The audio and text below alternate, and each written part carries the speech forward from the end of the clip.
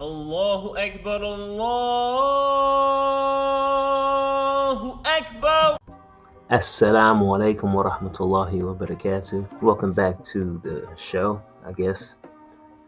The Bougie Bedouin podcast where we talk about everything bougie and Bedouinistic. I made that word up. Alhamdulillah.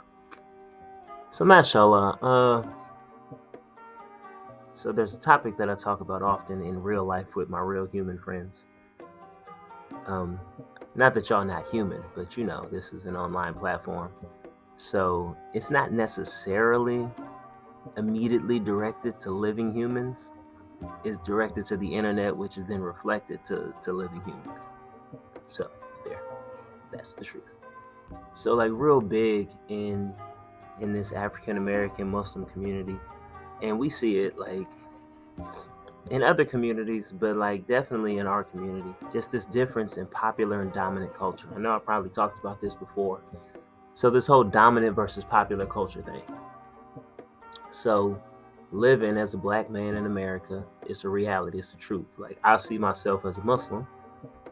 May Allah see it as well. I mean, I know I moved through the world as a black person, and I tried my hardest to let the Islam be seen from the inside to the out, alhamdulillah. But you can definitely see the black, mashallah.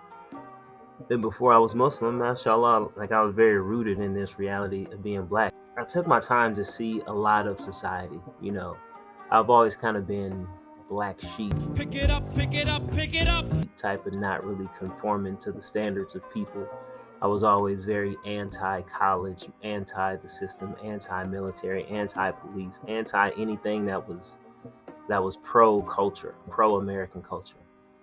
Because just being a lover of my people at the time, so much, and it doesn't mean like to the hate of other people, just loving my people so much I don't want to see them do things that are not beneficial. So I say that because we've created a whole culture as black people that has pretty much become a black-washed version of white culture. Like the dominant culture is obviously dominant because that's where you make the money. And when I say dominant, I'm talking about white American culture or Western culture, but I don't mean necessarily Caucasian people. It's just the culture that was created out of the caucasity.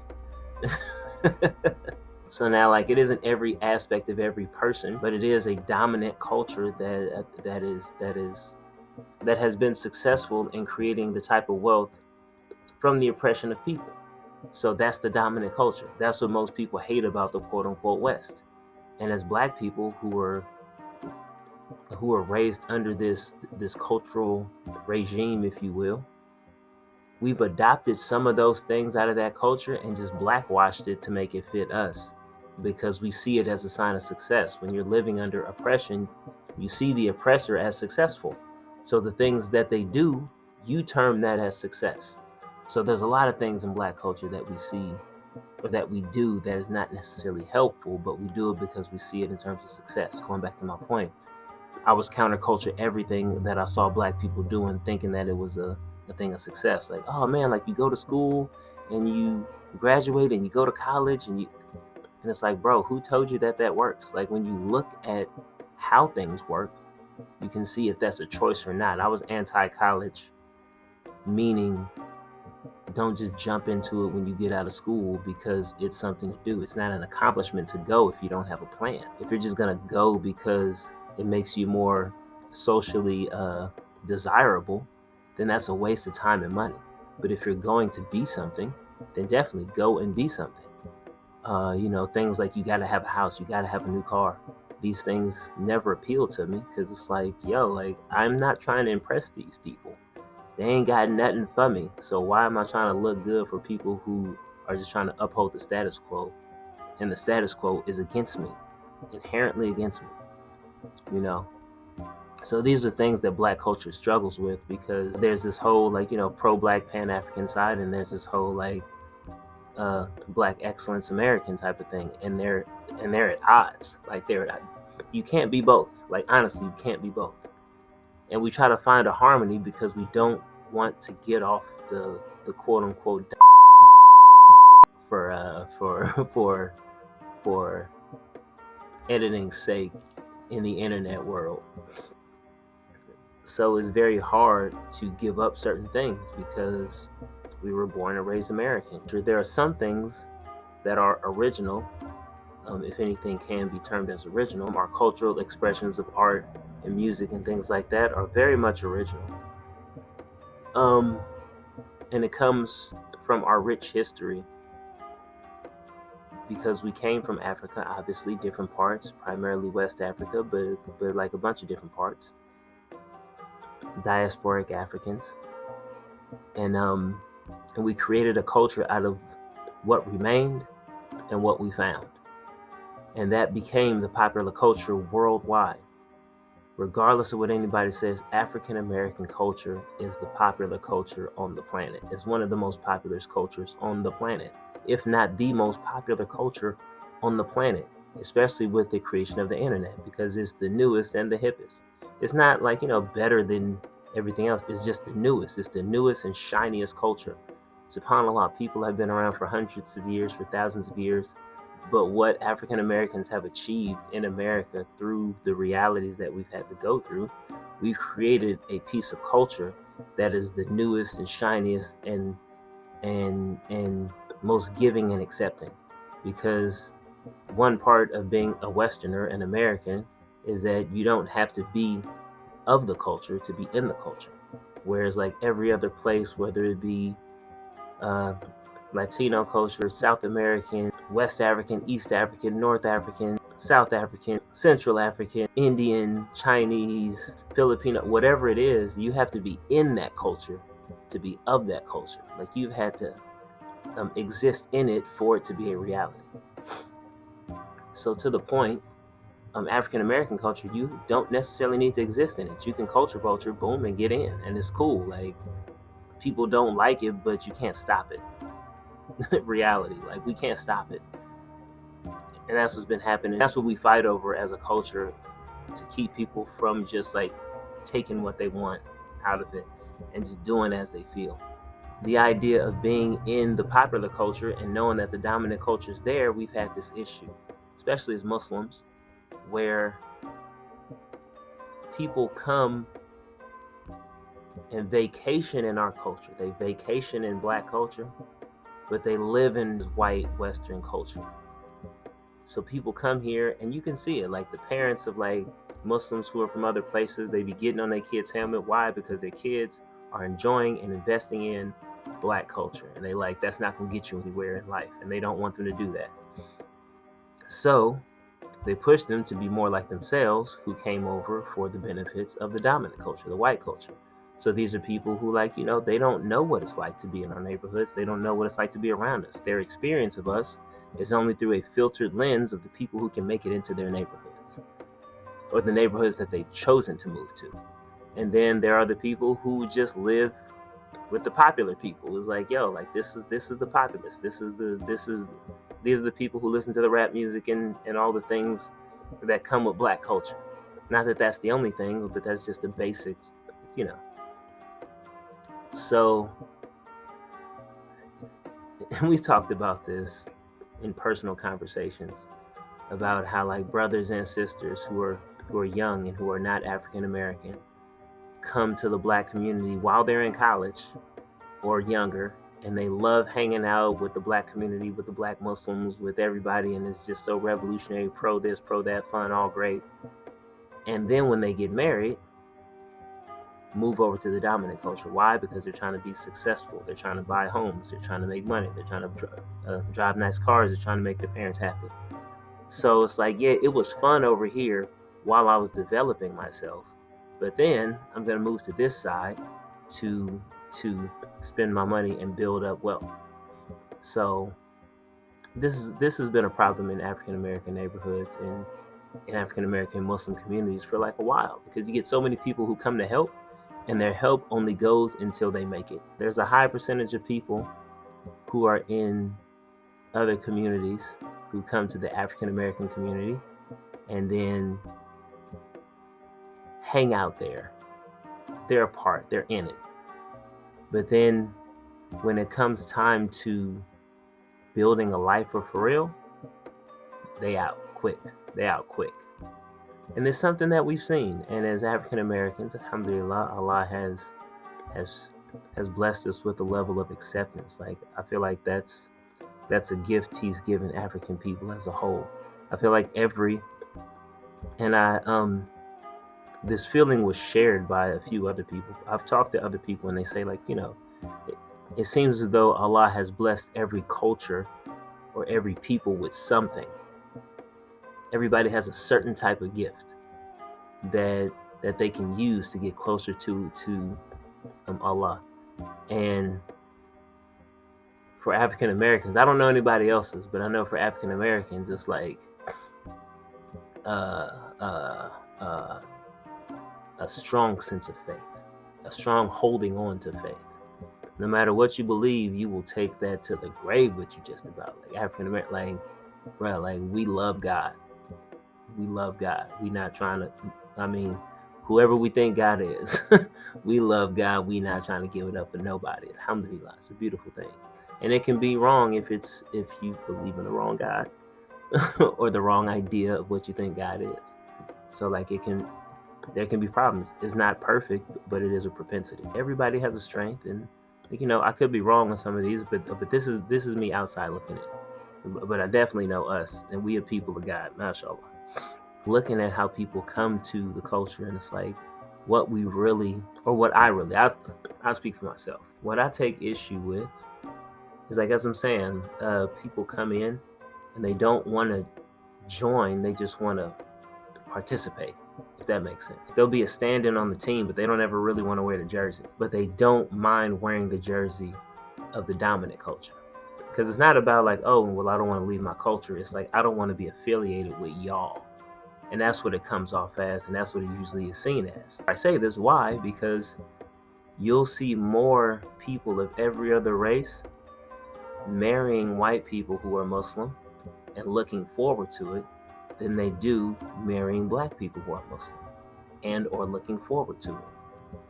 And you can say preference, you can say whatever you want, but you know for a fact that there's a stigma around marrying black people. We know it. So to say that I'm an outside race of people who are given every reason to not do it, every cause by the oppressor to look down on us, yet you still come to the communities and you meet the people and you be like, man, this is amazing. And even us, like as black people, like we've gotten to the point to where we aren't giving ourselves the opportunities to marry each other, like Islamically. There's so many stipulations, and that's the issue, is that on one hand, like, we try to be, and this is kind of going between 2 points, to be honest. So there's the issue for us internally. We try to further ourselves by using the system that has been used against us. When we have a system, Islam, that actually works. Mashallah, we try to get married as a Muslim and we get divorced as a Christian. The Muslim marriage is very simple, very easy, but the Christian divorce is also very easy. Like, you can just say, I want to be with you, and it's over. There's no iddah, there's no nothing. You just get divorced, peace, it's over. And the Muslim marriage is like, to have a nikah, like, just a person to do it, a couple witnesses, bismillah, and it's done. It could take 5 minutes. It don't necessarily need the whole walima like it's suggested, but the nikah could be like 5 minutes, literally. We try to take on the Western culture in doing things and then try to mix it with Sharia. Outside of that, we have other cultures, other races, other people who hang out in the community, who hang out in this popular culture, who love the music, who love the people, who, in reality, end up dating black people, end up dating African-American brothers and sisters. When it comes down to marriage, it's like, I could never, my family would kill me. The allure of being with black Americans is big. People are enamored by it. It's like so much culture and styles. Like, it's intriguing and it's new and it's fun. And not everybody is actually just like, just on the surface level liking people. It's not everybody. But sometimes the cultural draw is so strong that even if you truly like somebody, it's either like, I'm going to give up my Islam to be with this person, or I'm going to not be with this person because my tie to my family is so much stronger. rarely are people willing to take the burden of being with these types of people, because the idea is that usually people think that they're the catch. It's like, oh, since you're getting, like, you're just black, I have to deal with all this backlash. Like, we don't have to deal with backlash either. Like, black people are mad accepting, but at the same time, like, we have to deal with a lot by dealing with you. Trust me, every culture has ease in dealing with their own culture, and I'm not saying that people need to stick only to their own culture. No, definitely mix, definitely. Alhamdulillah, dude. Like, this is Allah's world. It's just easier to be with your people. But alhamdulillah, like, just because you're what you are doesn't mean I don't like what I am. So it's a difficulty in dealing with you, and I have to get accustomed to it, and you're going to have to get accustomed to this. People have complexities. But going to the original point is that, this whole dominant versus popular culture thing is heavy, because most of the non-black people, not all, but most of the non-black people who are Muslim, who came from somewhere else, didn't come to seek refuge. Not everybody's a refugee. Some people definitely are. But after they've established themselves, you have to look, where did they establish themselves? Because even if you're coming as a refugee, it's like, yeah, like, I'm coming for my life. However, once I try to find a foothold in society, where is that foothold going to be? And people rarely choose the black community. People rarely choose any other community but white community. I'm not faulting anybody. That's the reality. Like, you want to find the most successful place and go there. Alhamdulillah, it makes sense.